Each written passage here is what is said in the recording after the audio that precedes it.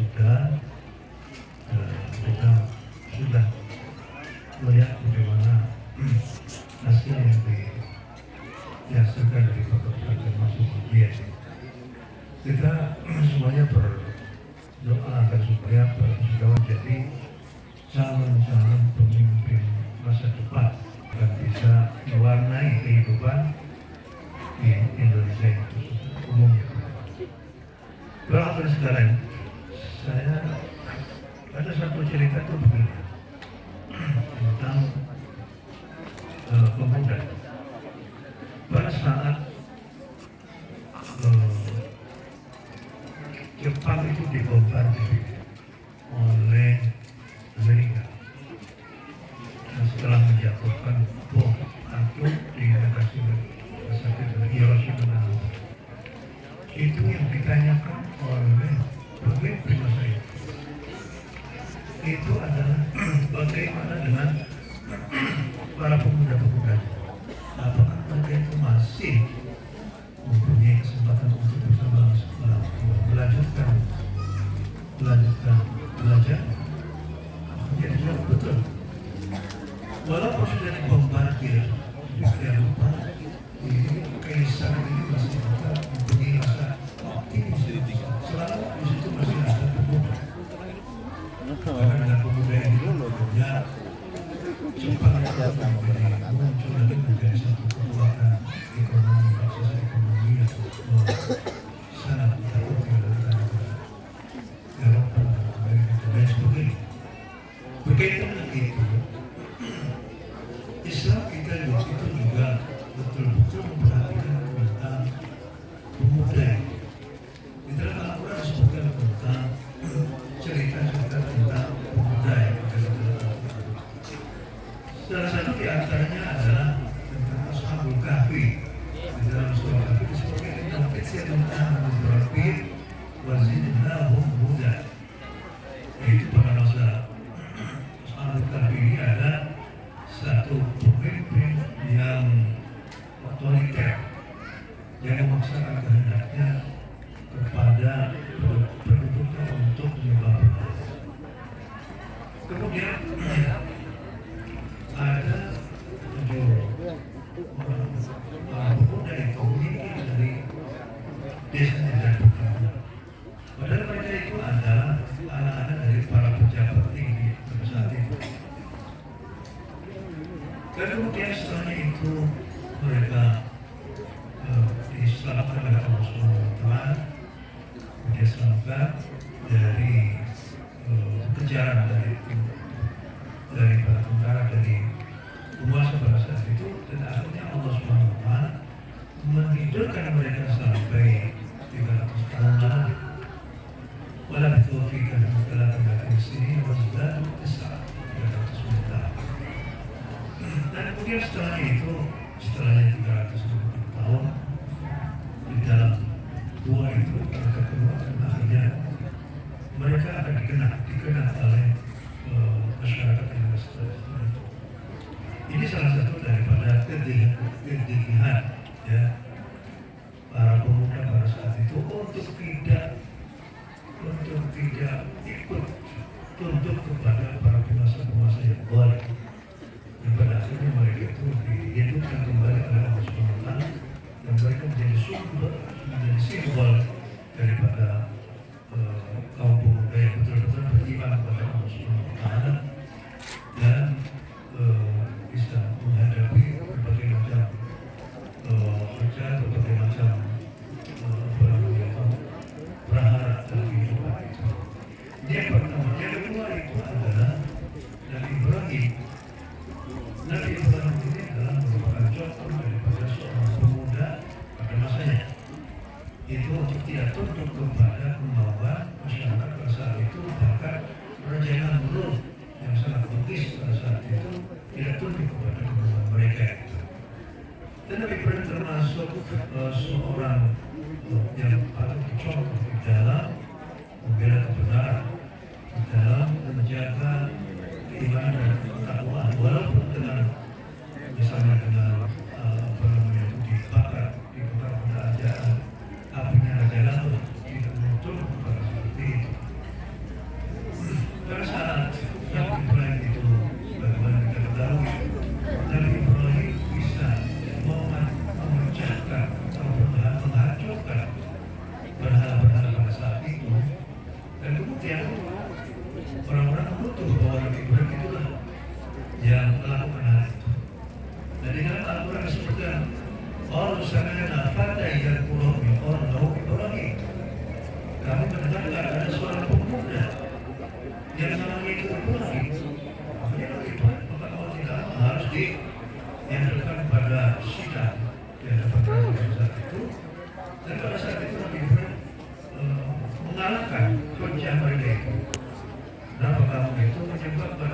yang tidak punya apa, manfaat juga tidak apa. Kenapa kamu itu?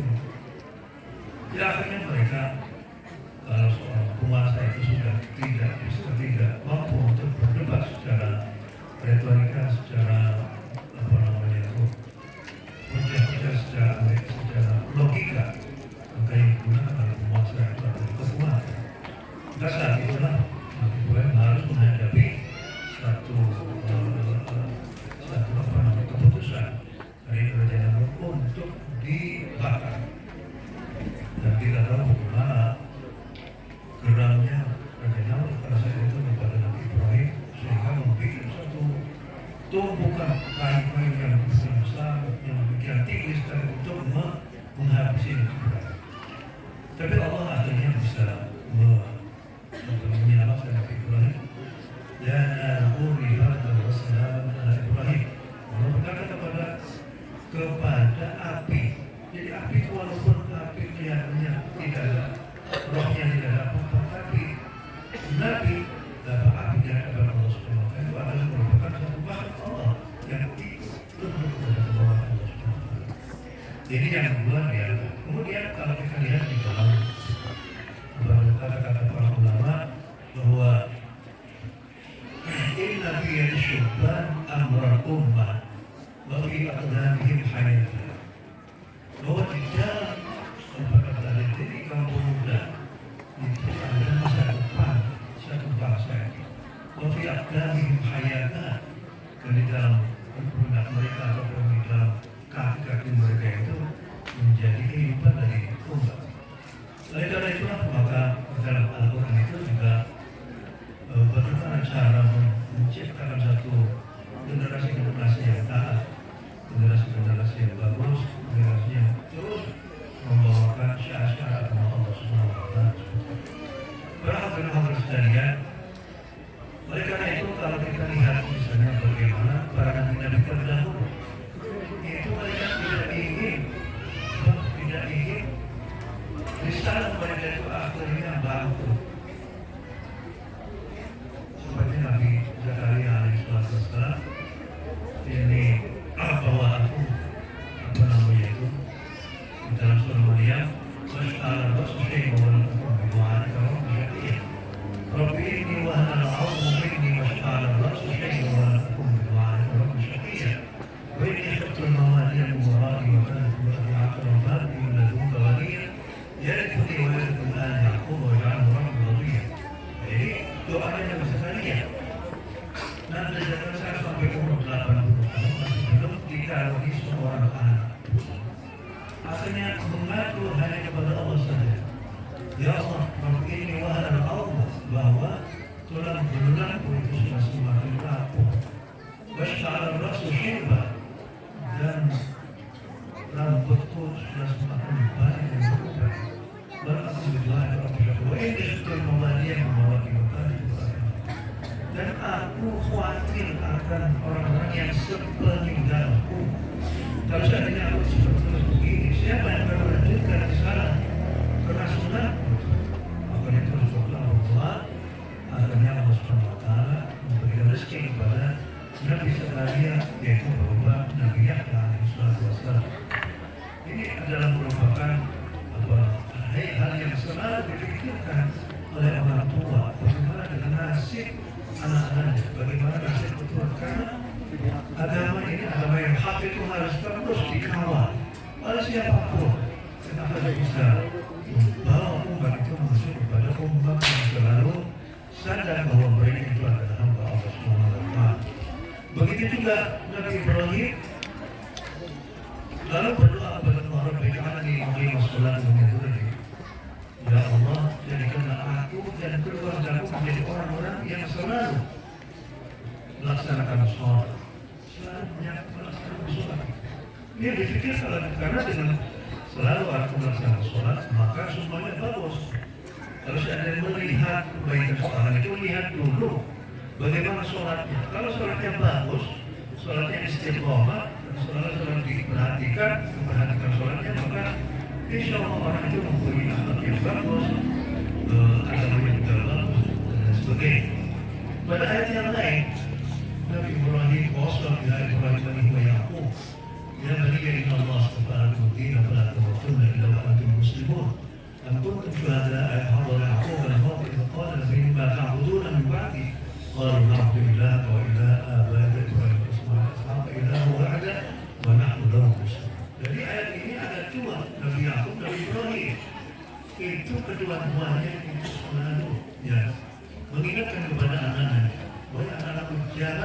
meninggalkan agama Islam. Ya, bahasa dia pribadi aku. Ya bani Allah subhanahu wa ta'ala tamutunna illa wa antum muslimun. Wahai anak-anakku, Allah sudah memilihkan untuk kamu sekalian yaitu agama tauhid, agama yang lurus, agama satu-satunya agama yang diridhai oleh Allah Subhanahu wa taala. Kemudian Nabi Yakub itu juga seperti Allah Nabi Yakub ya bani Allah. Fala tamutunna illa wa antum muslimun. Maka janganlah kamu meninggal kecuali kamu dalam keadaan Islam. Ya. ويعقوب يا بني إن الله اصطفاكم دينا فلا تموتن إلا وأنتم مسلمون أم كنتم شهداء إذ حضر يعقوب الموت إذ قال بنيه ما تعبدون من بعدي. Tapi Yakub juga demikian. Setelah Yakub meninggal, apa yang kamu sembah ya wahai anak?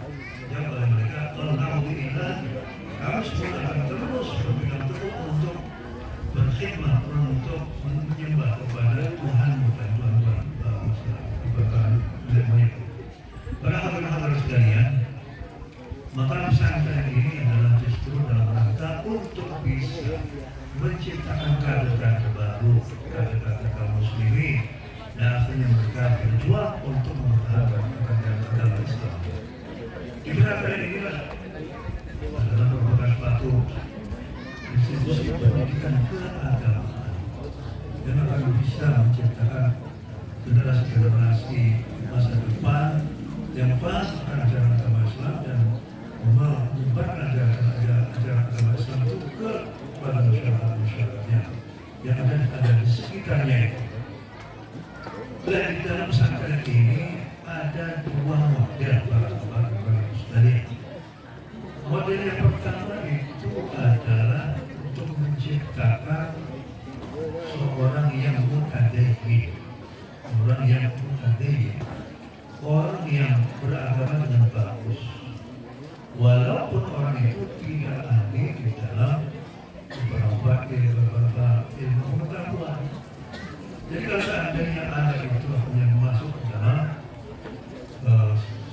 fakultas kedokteran, misalnya dia itu telah menempuh di dalam pesantren, mungkin dia akan memilih di dalam jalur di fakultas yang lain, jalur umum, ilmu pengetahuan umum.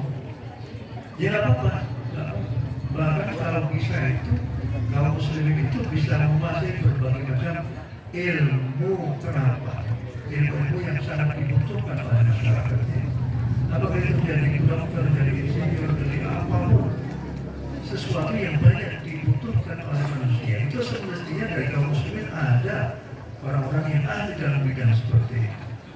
Bahkan di dalam bidang agama, kalau seandainya kaum muslimin itu mereka itu terhina hanya karena mereka itu tidak bisa menciptakan jarum, maka menciptakan jarum itu menjadi wajib bagi kaum muslimin. Kalau tidak ada jarum, maka kaum muslimin akan bisa terkalahkan oleh kawan-kawan. Maka menciptakan jarum itu adalah merupakan satu kewajiban. Kalau para sekalian bahwa kita ini menjadi khalifah fil ardh, menjadi khalifah ditunjuk oleh Allah Subhanahu wa taala dan rangka untuk memanfaatkan apa yang ada di bumi ini dengan sebaik-baiknya. Salah satu di antaranya adalah harus kita punya ilmu pengetahuan yang sesuai dengan kapasitasnya masing-masing. Dan kalau seandainya kita lihat ya apa yang ada di sekeliling kita itu semuanya itu adalah merupakan produk daripada ilmu. Oleh karena itu kita tidak boleh antara ilmu agama dan ilmu. Yang penting itu orangnya mutadayyin. Itu yang paling penting itu. Dan yang kedua lagi adalah kalau mutadayyin masuk adalah orang yang berakhlak dari akhlak yang bagus. Kamu wahai para alumni mempunyai ilmu yang bagus yang tinggi, tapi akhlakmu hanya sekedar bagus bukan.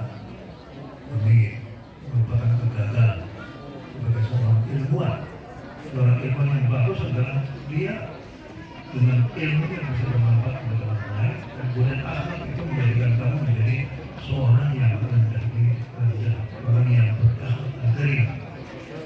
Para hadirin sekalian, yang kedua itu adalah orang yang ahli, yang tadi itu tadi orang yang akhlaknya bagus, orang yang apa namanya itu orang yang taat beribadah kepada Allah Subhanahu Wa Taala, ya, selalu sholat tahajud, selalu membaca Al-Quran dari dan lain sebagainya. Tentunya yang terbaik itu adalah dikembalikan kepada Nabi adalah orang yang terbaik. Ya, bisa kita jadikan contoh karena saya perhatikan dia itu adalah orang yang selalu taat kepada Allah, selalu memperhatikan masyarakat, dan selalu ingin berjuang untuk kebaikan umat Islam, kebaikan umat Islam. Oleh karena itulah beliau itu selalu berkah dan kita doakan semua supaya beliau selalu mendapatkan sehat walafiat. Amin ya rabbal alamin. Yang kedua itu adalah menjadi orang yang ahli. Artinya orang yang mengerti tentang seluruh agama prinsip dan ulama. Jadi pada pesantren itu boleh jadi bahwa pesantren yang tidak menceritakan ulama, tapi menjadi seorang yang mutadayyin. Dua itu saja. Walaupun mutadayyin tapi dia itu orang yang bermanfaat, maka itu adalah orang yang menjadi barometer kebaikan seorang itu adalah kata Nabi, khairun nasi anfa'uhum linnas. Sebaik-baiknya manusia itu adalah orang yang selalu memberikan kemanfaatan kepada orang. Kalau kita lihat seluruh ajaran Nabi itu dan juga ajaran Nabi baik yang ada dalam dia di dalam hadis-hadis Nabawi itu semuanya kita dihimbau untuk memberikan kepada orang lain, untuk memberikan kepada orang lain dalam bentuk apapun. Memberikan senyuman itu juga memberikan kepada orang lain, memberikan juga, memberikan sopan, memberikan juga. Tidak apa namanya, tidak merugikan orang lain itu kan berarti hanya agama Islam itu inginnya itu meniru Allah Ar-Rahman Ar-Rahim, selalu berbelas kasih kepada orang lain. Karena Ar-Rahman itu adalah irad israr khair dan baik. Fenomena Ar-Rahman itu adalah menyampaikan apa kebaikan kepada orang lain. Coba kalau kita lihat di dalam Arba'in Nawawi, orang Muslim yang bagus adalah orang yang selalu memberi kepada orang lain, baik berupa materi ataupun yang lain. Karena teman-teman sekalian, kalau memang orang ingin menjadi orang ulama, maka salah satu persyaratannya itu adalah dia harus menekuni bidang-bidang keilmuan yang akhirnya dia bisa membaca Al-Quran dan mengerti istilah Al-Quran, membaca hadis dan mengisi isi dari hadis, membaca kitab-kitab yang telah oleh para ulama masa lalu, baik ilmu yang berkaitan dengan ilmu nahwu dan sharah, ilmu fikih, ilmu faraid dan ilmu yang lainnya. Sehingga salah satu cara untuk bisa memahami kitab-kitab yang ditaruh oleh para ulama masa lalu itu adalah juga kepandaian menguasai kita terhadap nahwu sharah. Ini adalah merupakan hal yang wajib. Kemudian setelah itu mendalami ilmu yang lain seperti ilmu Nahwiyah, ilmu apa namanya itu, ilmu tafsir, ilmu dan lain sebagainya dan sebagainya, ilmu hadis dan berbagai macam sebagainya. Jadi begitu harus ada orang yang untuk berjalan seperti itu. Ada dua apa namanya jalan ya. Jalan untuk mendapatkan seorang yang mutadayyin, ada jalan pula orang yang ahli. Kalau seandainya ada orang tua melihat anaknya, itu anak tua anaknya itu berketurunan dan mempunyai gairah untuk mempelajari ilmu agama, maka silakan kita masukkan di dalam pesantren yang akhirnya bisa menempuh pengetahuan agama itu. Jadi dengan demikian maka ulama itu yang menjadi yang waris para nabi itu akan terus berada di situ, yang terus bersama dengan para masyarakat. Kata Nabi, ada ulama warasatul anbiya, wa inna al-anbiya fi jalan yang kita mengikuti dihal, wa inna warasatul al-ilm. Bahwa ulama itu adalah yang warisi dari garis perjuangan para nabi. Nabi tidak membicarakan apapun tentang ilmu, itu adalah ajarannya. Siapa orang yang bukan menguasai ilmu dari ajaran-ajaran Nabi, maka dia akan mendapatkan bagian yang betul. Dari kita, maka kita bisa memilih antara dua komponen itu, apakah menjadi orang yang mutadayyin Yang berkaitan dengan ilmu wajib ini, ilmu wajib ibadah.